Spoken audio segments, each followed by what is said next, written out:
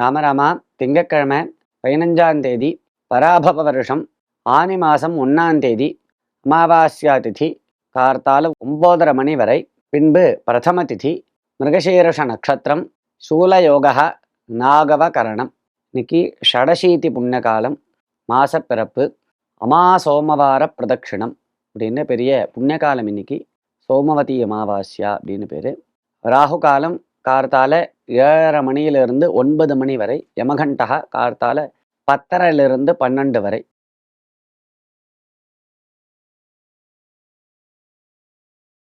அமாவாஸ்யாது சோமேன அப்படின்னு இந்த சோமவாரம்னு சொல்லக்கூடிய திங்கக்கிழமையில அமாவாஸ்ய திதி சேர்ந்தா அது பெரிய புண்ணிய காலமாக சூரிய கிரகண சந்நிபாக அப்படின்னு சூரிய கிரகணத்துக்கு சமானமான புண்ணிய காலமாக சொல்லப்பட்டிருக்கு சாஸ்திரங்கள்ல.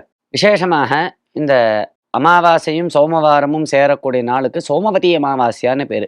அரச மரத்தை பிரதட்சிணம் பண்றது அஸ்வத்த பிரதட்சிணம் அப்படின்னு ரொம்ப விசேஷம். அதுலயும் வேப்ப மரத்தோட அரச மரத்துக்கு கல்யாணம் பண்ணி வச்சிருப்பா. அப்படி கல்யாணம் பண்ணி வைக்கப்பட்டதான அரச மரத்தை, வேப்ப மரத்தோட கூடி இருக்கக்கூடியதான அரச மரத்தை பிரதட்சிணம் பண்ணணும். ஸ்திரீகளும் பண்ணலாம், புருஷாலும் பண்ணலாம், தம்பதிகளாக சேர்ந்து பண்ணலாம். குழந்தைகள் பிறக்கணும் அப்படின்னு யாருக்கெல்லாம் இருக்கோ, சந்ததி பாக்கியம் ஏற்படணும்னு அவள் எல்லாரும் பண்ணலாம்.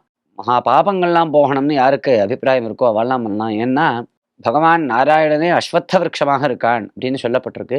அதுவும் அந்த அஸ்வத்த விருட்சம் 3 தேவதா ஸ்வரூபங்கள். மூலத்தோ பிரம்மரூபாய, மத்தியத்தோ விஷ்ணுரூபிணே, அக்ரத சிவரூபாய விரக்ஷராஜாய நமகான்னு 3 தேவதா ஸ்வரூபமாகவும் அந்த பிரம்ம விஷ்ணு மகேஸ்வர ஸ்வரூபமாகவும் அந்த அரசமரமானது இருக்கு அப்படின்னு சாஸ்திரங்கள் சொல்றது. அப்படி இந்த அஸ்வத்த பிரதட்சணம் அப்படிங்கிறது ரொம்ப விசேஷம். சோமவதி அமாவாஸ்யா அன்னைக்கு பகல்ல பண்ணணும், கார்த்தால சீக்கிரமா பண்ணணும். அதாவது சூரியோதயம் ஆன பிறகு 6 மணிக்கு சூரியோதயம்னா 8:30 மணிக்குள்ள இந்த பிரதட்சணத்தை பண்ணணும். 108 பிரதட்சணம் பண்றது ரொம்ப விசேஷம்.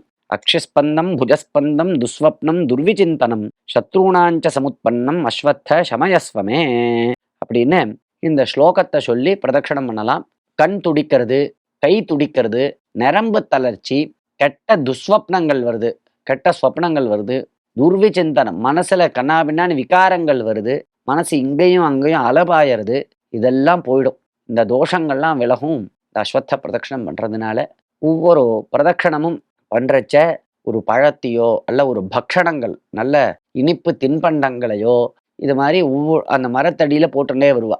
இல்லை மரத்தழுக்கு அடியில் ஒரு பாத்திரத்தை வச்சு அதை போட்டுட்டே வருது. ஒவ்வொரு பிரதட்சணத்துக்கும் ஒரு லட்டு போடுறது, மைசூர் பாகு போடுறது, இல்லை மாம்பழம் போடுறது, இல்லை வாழைப்பழமாவது போடுறது, இல்லை கல்கண்டாவது போடுறது. இப்படி 108 பிரதட்சணம் பண்ணி ஸ்வத்தத்தை நமஸ்காரம் பண்ணி அந்த தின்பண்டங்களை அங்கே இருக்கக்கூடிய குழந்தைகள் மற்றும் பாடசாலை குழந்தைகள், ஏழைகள், இவாளுக்கு எல்லாருக்கும் விநியோகம் பண்ணுறது.